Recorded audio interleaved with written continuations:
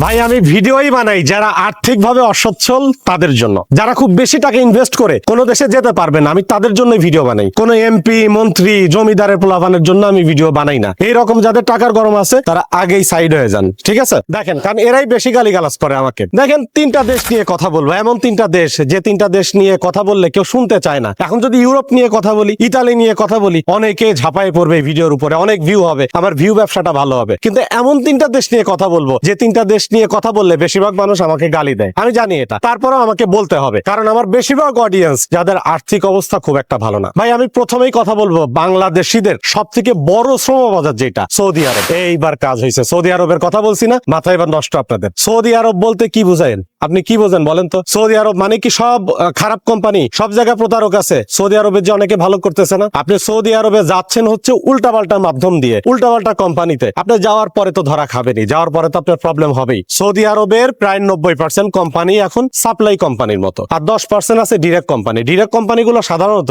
বাংলাদেশ থেকে খুব একটা কর্মী হায়ার করে না, তো বেশিরভাগ হচ্ছে সাপ্লাই কোম্পানি। এই সাপ্লাই কোম্পানিগুলোর মধ্যেও আবার কিছু ক্যাটাগরি আছে ভাই, যে সাপ্লাই কোম্পানিগুলো যাদের হাতে সারা বছর কাজ থাকে, যারা সৌদির যে লেবার ল এগুলো মেনে চলে, এরকম বড় বড় যেসব সাপ্লাই কোম্পানি আছে এইগুলোতে গেলে আপনার মনে হবে যে আপনি কোনো বড় কোম্পানিতে আছেন বা ডিরেক্ট কোম্পানিতেই আছেন। সাপ্লাই কোম্পানি হইলেই যে সবগুলো চানাচুর মার্কা, ফার্নিচার মার্কা কোম্পানি হবে, বিষয়টা এরকম না। কিছু আছে ভালো কোম্পানি, আপনাকে দেখে সেখানে যেতে হবে। আমরা এই ধরনের কোম্পানি নিয়েই কথা বলার চেষ্টা করি। তাহলে যদি আপনার কোম্পানিটা ভালো হয়, আবার যদি আপনার কাজ জানা থাকে, আপনি যে যদি ভাষাটা শিখতে পারেন, সৌদি আরবে আপনি অনেক ভালো করতে পারবেন। সৌদি আরব এমন একটা দেশ, 2034 সালে সৌদি আরবে ওয়ার্ল্ড কাপ অনুষ্ঠিত হবে। ওয়ার্ল্ড কাপের আগে সৌদি আরবে অনেক কিন্তু কাজ হবে, অনেক কাজের অপরচুনিটি থাকবে। আপনি না গেলেও, আমি না গেলেও অন্যান্য দেশের মানুষ ঠিকই যাবে এবং তারা ভালো করবে। এই যে সৌদি আরবে যারা আছেন একতরফা বলেন যে কেউ সৌদি আরবে আসেন না, ভাই এই ধরনের কথা বলেন না। যদি কারো ভালো যোগ্যতা থাকে, কাজের স্কিল থাকে, যদি ভালো একটা কোম্পানিতে আসতে পারে, আপনার সমস্যা কোথায় গিয়া?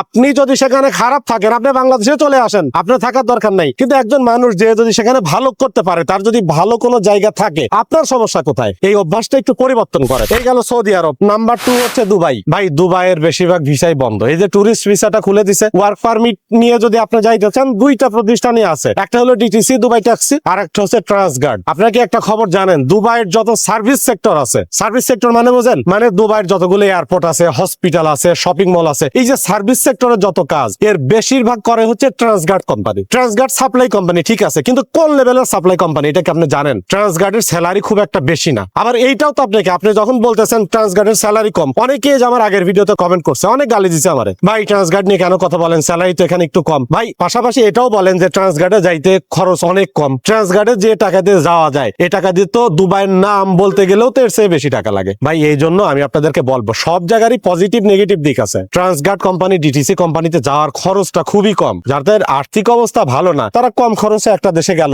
স্যালারি একটু কম হলেও আস্তে আস্তে যদি সে মানায় নিতে পারে, পরবর্তীতে টাকা পয়সা হলে সে বড় কিছুর জন্য পরে ট্রাই করতে পারবে। দুবাইয়ের মতো একটা দেশে আপনি আছেন, সেখানে থাকলে অনেক আপনার কাজে আপনি খোঁজ খবর পেয়ে যাবেন, বা সারা জীবন হয়তো দুবাইয়ের ভিসার অবস্থা এরকম থাকবেও না, কখনো হয়তো আপনি চেঞ্জ হয়ে অন্য কোম্পানিতে যাওয়ারও হয়তো আপনার সুযোগ আসতে পারে। তো ট্রান্সগার্ড কোম্পানি, ডিটিসি কোম্পানি বা দুবাই ট্যাক্সিতে যাওয়ার কিন্তু সুযোগ এখনো আছে। যাদের বাজেট কম তারা এই সব জায়গাতে যেতে পারেন, আপনার স্কিল যদি ভালো থাকে। এখানে স্যালারি একটু কম হলেও আপনার যাওয়ার খরচটাও তো কম, সেটাও আপনাকে বুঝতে হবে। এরপরে কথা বলবো ব্রুনাই নিয়ে। ভাই ব্রুনাই এমন একটা দেশ, এটা মিডল ইস্টের কোনো দেশ না হলেও এখানে অ্যারাবিক ল্যাঙ্গুয়েজ, আমাদের মুসলিম কান্ট্রি, আমি বেশিরভাগ সময় মুসলিম কান্ট্রি গুলো নিয়ে কথা বলার চেষ্টা করি। ভাই আপনি যদি ব্রুনাইতে যান, ব্রুনাইতে বিভিন্ন এজেন্সি কাজ করে, তারা কিন্তু অনেক বেশি টাকা নেয়। এগুলো এক ধরনের প্রতারণা। সরকারি ভাবে যাওয়ার চেষ্টা করেন, সরকারি ভাবে বুয়েসেল এর মাধ্যমে এক মাস প্রতি মাসেই একটা করে সার্কুলার ওদের থাকে এবং আমরা একটা করে ভিডিও বানাই। চেষ্টা করেন, ঢাকাতে বুয়েসেল এর যে বাংলাদেশ সরকারের একমাত্র রিক্রুটিং এজেন্সি এই বুয়েসেল, বুয়েসেলের মাধ্যমে আপনি যাওয়ার চেষ্টা করেন, বারবার চেষ্টা করেন, প্রতি মাসেই একবার করে দেখেন যে ওরা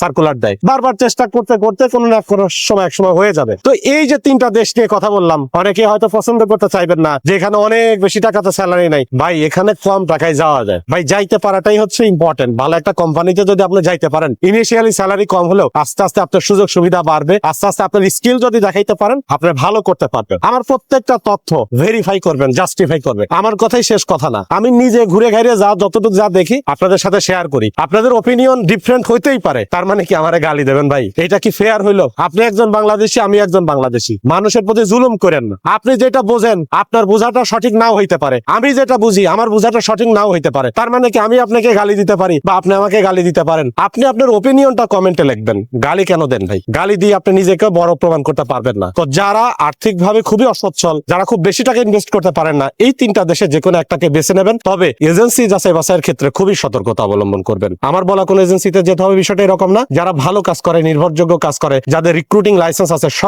সরকারের অনুমোদন আছে, কাজ করার পারমিশন আছে যাদের, শুধুমাত্র তাদের কাছেই যাবেন। তারপরও সতর্কতা অবলম্বন করবেন। ভালো থাকবেন সবাই, দেখা হবে নেক্সট ভিডিওতে।